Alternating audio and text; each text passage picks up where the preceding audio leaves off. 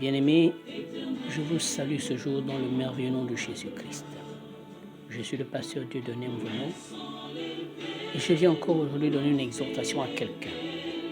Parce que la Bible nous demande de prospérer à tous égards. La question à laquelle je viens répondre ce jour est intitulée « Pourquoi est-ce que je ne prospère pas ?» Pourquoi est-ce que je ne prospère pas? Beaucoup de personnes se posent la question de savoir pourquoi est-ce qu'elles ne prospèrent pas.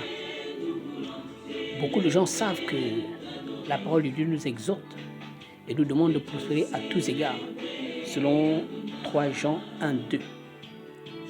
Aujourd'hui, j'ai écouté une jeune sœur, une collègue en même temps, qui se plaignait en se disant pourquoi est-ce que pour les autres, les choses réussissent facilement, mais pour moi, je dois peiner avant d'avoir les résultats. Bien-aimé, Dieu nous aime tous, mais Dieu n'agit pas tous avec nous de la même manière. Et j'aimerais te dire que la prospérité que Dieu attend de toi part d'abord de toi-même. Alors, bien-aimé, la Bible dit dans 3 Jean 1:2, que je vais lire pour nous, 3 Jean 1:2, la Bible dit « Bien-aimé, je souhaite que tu prospères à tous égards et sois en bonne santé comme prospère l'état de ton âme. » Lorsque Dieu parle de prospérité, il fait référence à la santé, il fait référence à la réussite, il fait référence au bien-être dans tous les domaines. Il n'y a pas un domaine en particulier. Tout domaine dans lequel tu existes, Dieu a prévu que tu prospères. Et j'aimerais te rappeler ce jour que ta prospérité, non seulement elle est liée à toi, mais elle est d'abord également liée à Dieu, parce que c'est Dieu qui souhaite que tu prospères.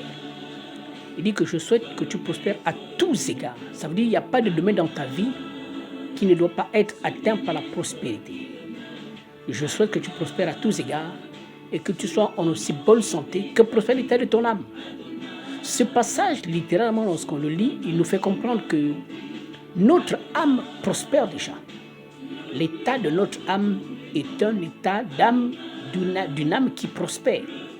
Voilà pourquoi parfois lorsque nous passons par des moments difficiles en tant qu'enfants de Dieu, là où les autres pleurent, se lamentent, gémissent, nous on arrive à garder la tête haute, à avoir la foi, parce que nous savons que celui qui est en nous est plus grand que celui qui est dans le monde et qui va nous soutenir.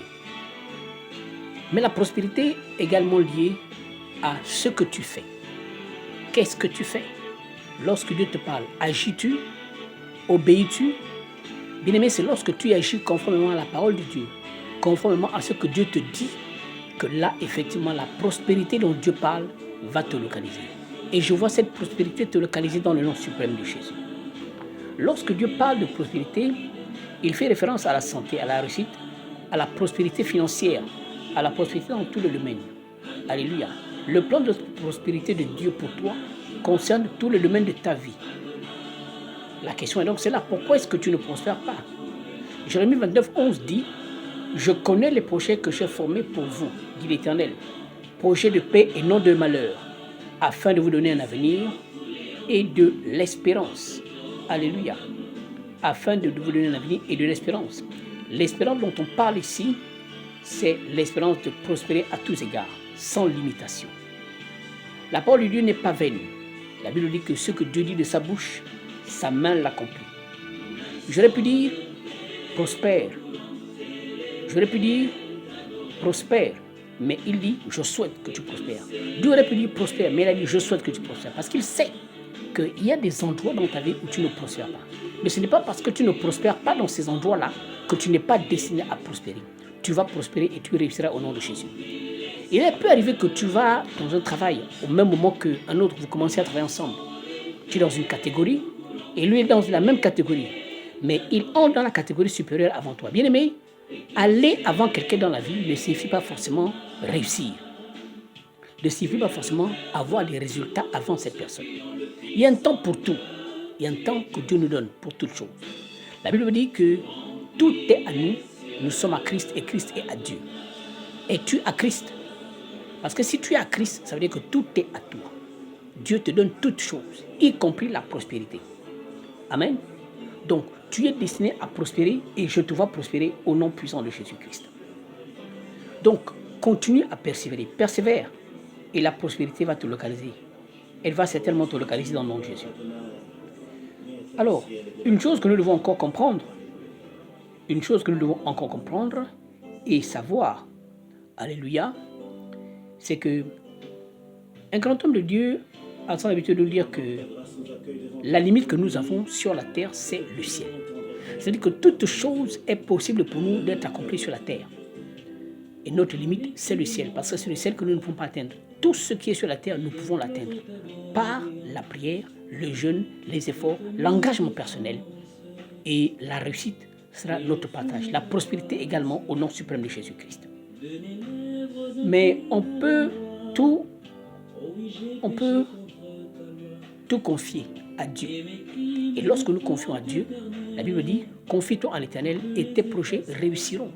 Tes projets de prospérité réussiront. Aie confiance en cet Éternel-là. Ce n'est pas parce que tu ne réussis pas aujourd'hui, ce n'est pas parce que tu n'as pas ce que tu souhaites aujourd'hui que tu ne l'auras pas. Tant que Dieu vit, ce que Dieu a prévu pour toi, tu l'auras. Parce que ce qui est à toi est à toi. Ce qui est à toi ne sera pas pris par quelqu'un d'autre au nom suprême de Jésus. Tout ce qui t'appartient, tout ce que Dieu a préparé pour toi, je te vois y avoir accès au nom suprême de Jésus. Merci Seigneur, que toute la gloire te vienne. Alors mon frère, ma soeur, là où tu es, prends courage, fortifie-toi, continue de persévérer et certainement la prospérité sera ton partage dans le nom de Jésus. Père éternel, je bénis ton nom ce jour. Je te recommande tes enfants, je te recommande ceux-là qui pleurent, qui crient à toi. Visite-les afin que le changement qu'ils attendent, qu'ils espèrent tant de toi, leur soit accordé au nom de Jésus. Que Dieu vous bénisse et que toute la gloire revienne à notre Dieu. Amen.